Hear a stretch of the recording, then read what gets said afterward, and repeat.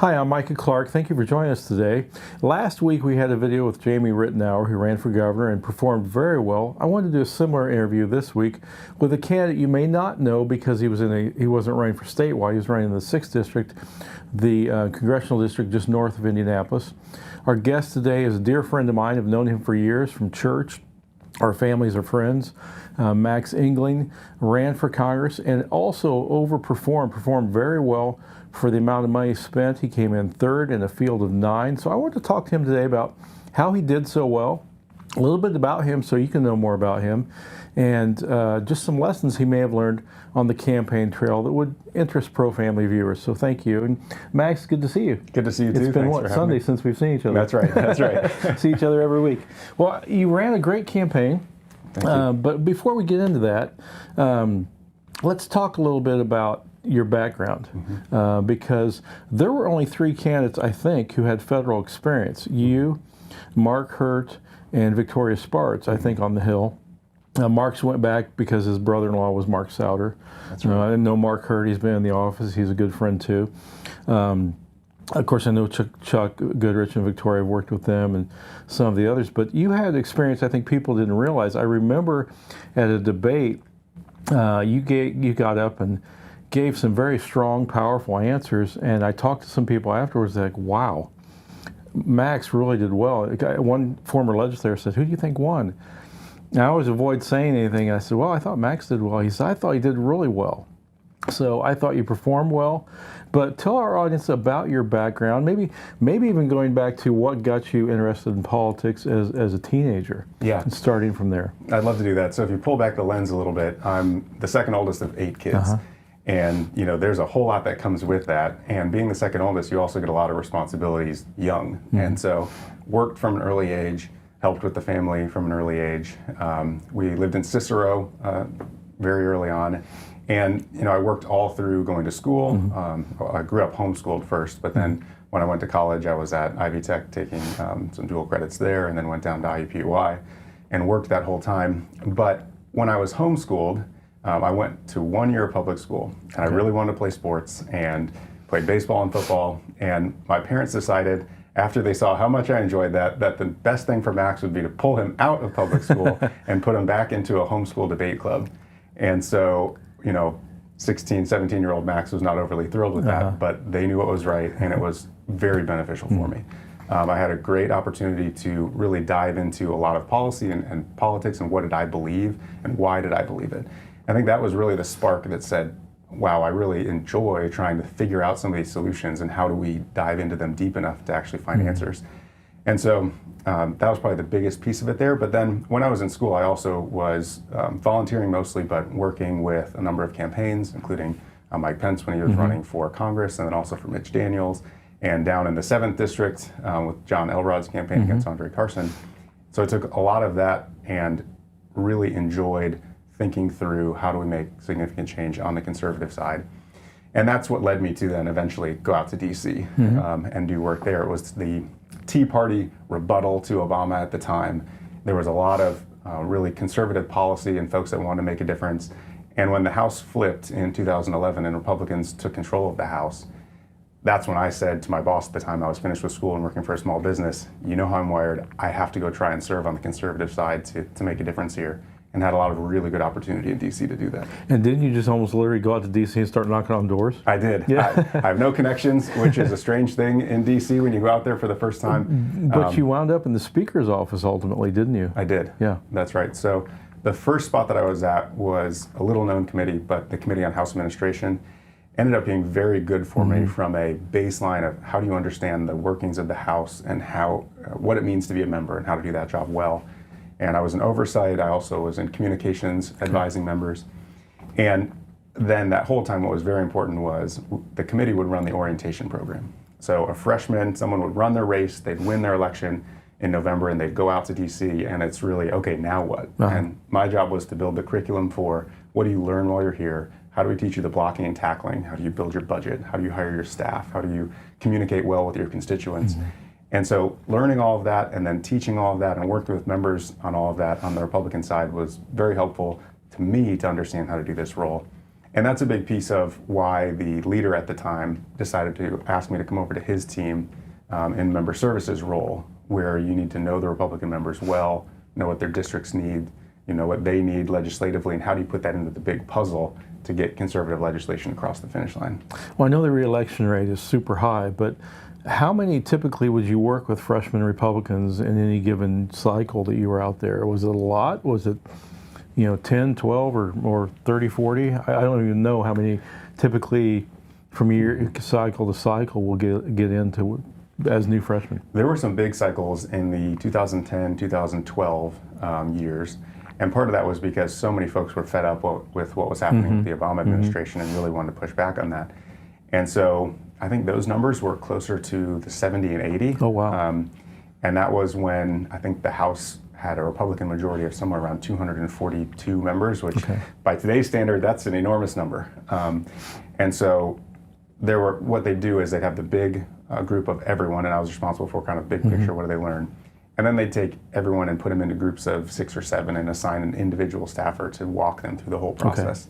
So I've done kind of both sides of that. So who did you typically work? Were there any people we would know? Did you work with maybe a Warlorski or a Banks or somebody at that time? Anybody maybe we would know that you worked with? Yeah, and being from Indiana, I a lot of times got to work with Indiana members. So, Jim Banks, worked with him very closely. Also Victoria Spartz. Okay, sure. And we've had a good relationship over the years. And then also, this latest group of Aaron Houchin, and I shouldn't say latest, but Houchin and Baird and Rudy Yakum when he came in the special election up north. And so it helped a lot to build a good relationship with the Indiana delegation as well. So you come back home, you decide to run for Congress. Is there probably the big announcement Victoria's not going to run? Of course, she decided later she would, but for almost at least 6 months or longer, maybe a year, she wasn't going to run. You decide you're going to run for Congress. What led that? Tell us about that process.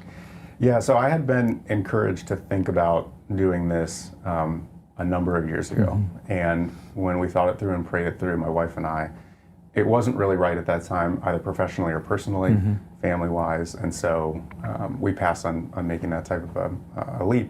And I've also never been someone who said, I have to run for Congress, kind of force your way in no matter what happens. And so when Victoria Spartz announced her retirement, we sort of spun that back up and thought, okay, is this the right move for myself, for the family, and for the experience that I have? And what my wife and I did is we each took a month separately to pray it through and think it through on our own. And that was very helpful because I didn't want to lean too far into this one way and to, potentially lean on her too far, and I didn't want to, take old discussions and just rehash them. And so doing that was very helpful. When we came back together, we both were very aligned on this is where we're supposed to go. We really felt God was telling us, yes, it's close to her family, all of her family's here, my family's here. But also takes the experience that I have and what I know best and uses that in a way that I could serve, representing the people that I appreciate the most here in the 5th Congressional District. And so there were a lot of, when you leave the Speaker's office, and I left relatively early on, you could go to a lot of places, including downtown. Right. And downtown in DC terms is, become a lobbyist and do a number of those things. K Street. Exactly, on K Street. And I really felt that I was supposed to continue serving and find a way to do that and not a way to necessarily go downtown. And I'm not saying that's a bad thing to do. And so we felt very called to make this run. And a big piece of it for Kelsey and I was that we knew very clearly, you can commit to run hard and you can commit to trust God in that. You can't commit to win. Right. That is not your decision. Right. Voters make that decision. God knows what the plan is. And so we felt very clearly our role was to run hard. So as I saw you out on the campaign field, you did very well, very articulate. I thought you surprised a lot of people with your knowledge. But when I saw you, oftentimes it would be at forums where you were asked questions. But as you were out knocking on doors, or as you were out campaigning and you were on the offense, so to speak, rather than responding to questions, what were the issues that were driving you, that you were passionate about? So one of the things that was very helpful to me personally was in 2023, we spent a lot of time helping local candidates, municipal candidates, and getting out there knocking on doors, trying to help get our Republicans across the finish line. And that really helps you take the temperature of the electorate. Right. And the biggest things that we saw were, number one, and really far and away number one, was the cost of living. And it affects everyone. And my barometer, and I'd say this a lot on the campaign trail, my barometer is what does a can of black beans cost at Aldi's? Yeah. At Aldi, we buy a lot of black beans, and the price jumped by almost 50 cents in the last year. And that's not sustainable. And people felt that really no matter where you were in the district and no matter what where you were on the economic spectrum. And so that was the number one. And number two was what's happening at the border. Yeah. And that has been a huge issue, partly because it's presented so clearly and it's such an obvious problem and challenge that we have to fix. And a lot of people can see the solutions aren't really that hard. They're right in front of you. You just need a White House and a Congress that understands how to get to work on these things. And so those would be the top two. Okay. And there's a few others that were layered in there. But. Well, you went to the border, if I remember right, in one of your presentations with some members of Congress. What did you see down there? Was it, and I don't know if that was during Biden or Trump. It was probably vastly different between those two administrations. But when were you down there, and what did you see that maybe would be of interest to our audience? I'm sure it's a nightmare down there now. Yeah, yes, it is. So I've been down 2 times in the last year and a half or so. Okay. And we went to Texas and to Arizona. And it was interesting seeing both because obviously they're different. In Texas, you had a water crossing, and in Arizona, it was a crossing land, but much more mountainous and just a completely different feel. And what we saw was, it kind of blows your mind. And we've seen a lot of it now, but we were down there early seeing a lot of this where the cartels run the other side, on the Mexican side, very clearly. And what they do is they'd have about 5,000 folks on the Mexican side of the border, migrants that wanted to come across, but they knew they couldn't take any action until the cartel told them you can cross. And so the cartel would give 400 or 500 of them at a time the signal, okay, you can go ahead and cross the river. They'd cross, and what would happen is the Border Patrol agents would collapse off the rest of the border to apprehend these folks. And so then, when they're in the middle of apprehending them, that's when the cartels would say, okay, well now that over here is no longer being patrolled in the same way it was before, that's when we're gonna send across fentanyl, human trafficking, other people, bonded labor, all kinds of real challenges that were coming across that they didn't want to be apprehended. And then, these folks, they knew when they're coming up, there's a massive incentive to come up here because what's going to happen is you'll be apprehended, but then you'll be transported into the country. You'll be given a hotel stay. A lot of blue cities were, sanctuary cities were giving them debit cards for their expenses, cell phones, taxpayer dollars, cell phones. And then all of that was just pinky swear that you'd show up, 6 months, a year, 2 years later to your court date, and really nothing was going to happen to you. Right. And so really cutting off the incentives is the number one thing. Once word starts to get back down that when you come up to the border, you're going to be turned away, then I think that will ripple its way back down to Central and South America. But also, as you know, it's around the world at this point. Yeah. People are coming from everywhere to cross the border. And I've heard multiple people say, the media may show a mom carrying a baby, but from what I'm hearing, and maybe you saw this, maybe it's true, maybe it's not true, a lot of the people crossing the border are young males, military age, and there's great concern about gangs, criminal activity. What are these young men coming here for without families? Sure, some of them are coming here to work, but there's a real concern about crime and terrorism as well. We've got people coming from China, Yemen, Iran, Pakistan, all these other places. Did you see that kind of, or was it a lot of overabundance of older, say, young men? Yes, we did, absolutely. And 2 things that kind of stood out. One was that a lot of the folks that were coming up, a lot of the migrants that were coming up, they needed their ID to get through the other countries in Central and South America. And then when they'd get to the border, they'd flip that into the river and come across as an unknown. And to me, that was mind-blowing. But a lot of those folks were, single males, and a lot of them were in that, 18 to 45 age range. But another thing that we saw was one of the Border Patrol agents told our group of congressional members that they had apprehended, at the time I believe it was he was at the 11 or 13 folks on the terror watch list. And that was the first time that information had come out. And in a press conference, that was stated, and the press said, no, that's not true. We've not heard that. You're lying to us. We don't believe you. And it took 2 or 3 weeks later when they finally realized, oh, it is true. They have found folks that are on the terror watch list. And now today, the last time that I saw the numbers, it was over 300 that had come across that were on the terror watch list. And that's just going up. And that's known. Yeah. Plenty of folks that are coming across that are unknown. Well, and we're hearing terrible stories of women being raped, children being put into sex slavery and things like that. Now, I don't know what we can do about that other than closing the border, but you probably heard those numbers as well, things like that. We did, and a big piece of it is, coyotes, the cartels would have people that transport migrants across for a fee, and a lot of times what they do is say, it costs $8,000 or $12,000, but you don't have to pay us right now, or you can give us a down payment on it. Don't worry, when you get to the United States, you'll earn money, you can pay that off. But of course, why would they want that person to pay it off? Now you're essentially in bonded labor to the cartels inside the United States, and they know where your family's at, they know all of your personal information, and you owe the cartels. And there's so many thousands of people now like that. I've read that the cartels, and we're talking about the drug cartels, what we used to call drug cartels, they're now making more money off human trafficking and carrying and border crossing than they are on drugs. Yes, it's true. It's true, and it's an absolute crisis, and it's kind of mind-boggling that the current administration is so lax on all of this when you look at just purely the humanitarian crisis that we're seeing. Well, then all the national security concerns on top of that, I think, are serious. So you run for Congress, and then Victoria gets back in the race and changes the dynamic some. But even without that, you probably knew Chuck Goodrich, being a state legislator with his business connections, was going to spend a lot of money.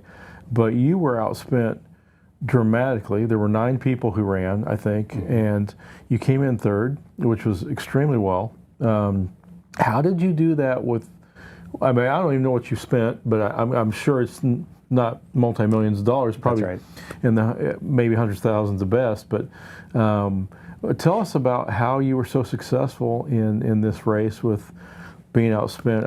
I don't know the numbers.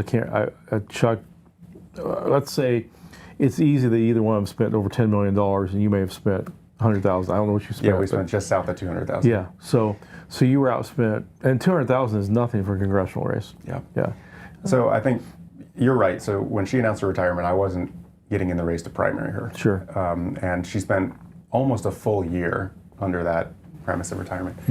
And I think I knew getting into it, even if she was not in the race, that I needed to come into this leaving it all on the field. And part of that is, one, be very clear about what your policy is and think that through and be able to defend that and speak clearly what you believe. People want that right now. And then the other part was, I was on the campaign trail full-time. So I didn't work a job while I was doing this, and because I knew I needed to be everywhere that I possibly could be, take advantage of every opportunity, and really immerse yourself in the district in a way that I think is true to the Constitution, which says this is a representative position, and you need to know the community and be immersed to do that well. And so a big piece of it was when I was in the room with voters, they liked the message that I was bringing of how do you take a conservative perspective, build that policy, and then actually go to DC with the idea of completing that, of working on that and acting on that in a way that was meaningful. And I think so many folks in Washington, and not all by any stretch, but a lot of folks in Washington, it seems that their primary goal is to build their own brand, to get on TV, to say things that will help build their fundraising base and the rest. And there's not as many folks that are willing to say, here's the policy I believe in, I'm going to put my name behind it. We're going to say, let's think through the workable solutions and let's get out there and try and solve those things.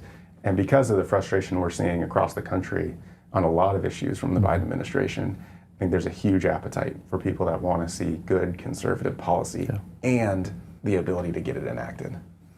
Now I'm going to ask you a question. I'm not even sure how to phrase this, but I think I know what you'll say.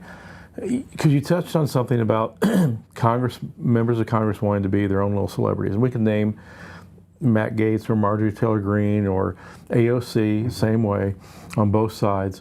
But what does that is very difficult when you have a 1 or 2 vote majority, and some of those people who are trying to make their own brand decide to do that by challenging the speaker. And I'm not saying the speaker shouldn't be challenged at times, but I scratch my head. Why would we want to get rid of Johnson or McCarthy and risk giving it to the Democrats? Is that do people see Congress as dysfunctional right now?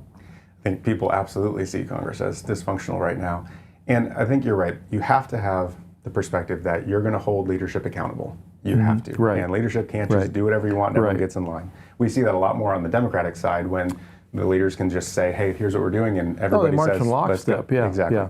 And so that's one of the wonderful parts about Right. Republicans is you're independent-minded, you think for yourself, you represent your district, and you go do that. Now, that said, it is a huge challenge to say, how do you take what Republicans know needs to happen and get enough people on board to actually get that across the finish line? And I think that's where it's really important to have a leader that says, takes the temperature of the room, understands where the members are coming from, distills that down and says, here's where we're going. And once you put that forward, then you can spend your time saying, what do we need to do to make sure that we've shored this up properly? And a big piece of that is regular order. And so making sure that legislation when it hits the floor is single subject bills, legislation has gone through the committee process. Right. And I think a lot of times people think regular order and they do think of the big single subject bills not giving you something, a member something, 24 hours or 3 hours before you need to vote on it. But the committee process is so key to getting the work done right the first time, because that's where you have all these members that are experts in different areas, and they can work through the legislation and say, this is obviously unworkable because of whatever reason that maybe I would have no idea or another member would have no idea, but they do. And then once it works its way out of committee, it goes to Rules Committee. You do that again at that process, and then it hits the floor. And by then, you may have some amendments that need to come forward to tweak that, but you've got a pretty good piece of legislation that you can get people on board with, and you know where to take their temperature along the way. So I think having accountable leadership that is willing to work through regular order to put good legislation forward is going to be how the House really gets itself back together. Well, and I think if you're, again, I'm nonpartisan, but if you're looking from the Republican perspective, because they're the majority, and it'd be the same if the Democrats were in control right now, either side needs to get more than a 1 or 2 vote majority to have anything functional. It's because you can get 2 or 3 rhinos go off by themselves, or you have a gang of 8 or a gang of 6, whether you want to call them, about immigration or whatever, that kind of goes off the rails. It's very hard to pass legislation with that very narrow majority for either side. So, which makes this next election very critical for the whole nation. Because if the Republicans, let's say Joe Biden's reelected, the Republicans have the same situation we're in now, 1 or 2 vote majority, we're going to still have a mess. There's a lot of issues that will not be fixed. Yes. So, what's your plans next? I know you've got some things going on, and are you still going to be involved in politics, or is it going to be back to small business, things like that, or do you know yet? Where is the Lord leading you now? So I'm very committed to solving problems here in Indiana. I think that no matter what happens in the next step, my wife and I both are committed, 1, to Indiana, and 2, to making things better. The problems didn't go away because I didn't win. Right. And I called Congresswoman Sparks right away, and I said, the important thing now is that we get a Republican across the finish line, and we do good work in D.C., and accountable good work in D.C. And so I'm invested in that. I don't know exactly where I'm headed next at this moment, but there have been a lot of opportunities that have been presented. I think my natural tendency is to say, hey, let's find the thing quick and let's go get it. And I've been trying to take my time a little bit more now to say, no, let's look at the whole landscape. Let's see what makes the most sense, and then how do we really lean in where God wants us to. Well, I heard from both the Goodrich and the Sparks campaign and other candidates, well, you were very well respected. It was a very nasty race. Fortunately, you were not shot at. I don't think you were the victim of negative mail. Nope. But there was a lot of negative mail flying around. But I think you performed very well, and you honored the Lord in your faith and in your campaign. And I'm glad to have you on, and glad to have our audience see a little bit more about you, and look forward to what the Lord has in store for you. Well, I appreciate it very much. Thank you for having me. And I do think that running a race that is honoring to God was one of the most important things to me as we embarked on this journey. And there's a lot of ways that politics can make you go in different paths. And so we were happy with where we ended up, running the race that we felt was how we were supposed to run, my wife and I. And so thank you for that. Thank you for having me on. I just appreciate being here. Oh, sure. Well, it's great to see people kind of come out of the woodwork and get people behind them and express our values, pro-family, pro-faith values, and have them receive well and perform well. So I appreciate the sacrifice you and your family made, and it just means a lot to me as your friend, but also to those in the district who saw you run such a good campaign. And there was others who did as well too, like I mentioned Mark Hurt and some others. But you excelled for the amount that you were able to spend, and you did quite well. So I appreciate your run and promoting our values. Oh, thank you. Well, hope you enjoyed that today and hope you learned a little bit more about this candidate. Keep your eye and remember the name Max Engling. You may see him in the future in political arena or other areas where the Lord may lead him. But I just wanted you to see, again, like we did last week, a candidate who excelled. It's not always the money that wins, and it's not always about winning, too. It's also about being faithful and doing what the Word calls you to do and promoting the message that we try to promote here as well at AFA. So hope you enjoyed that video. I hope you have a wonderful weekend. I'm Micah Clark, American Family Association.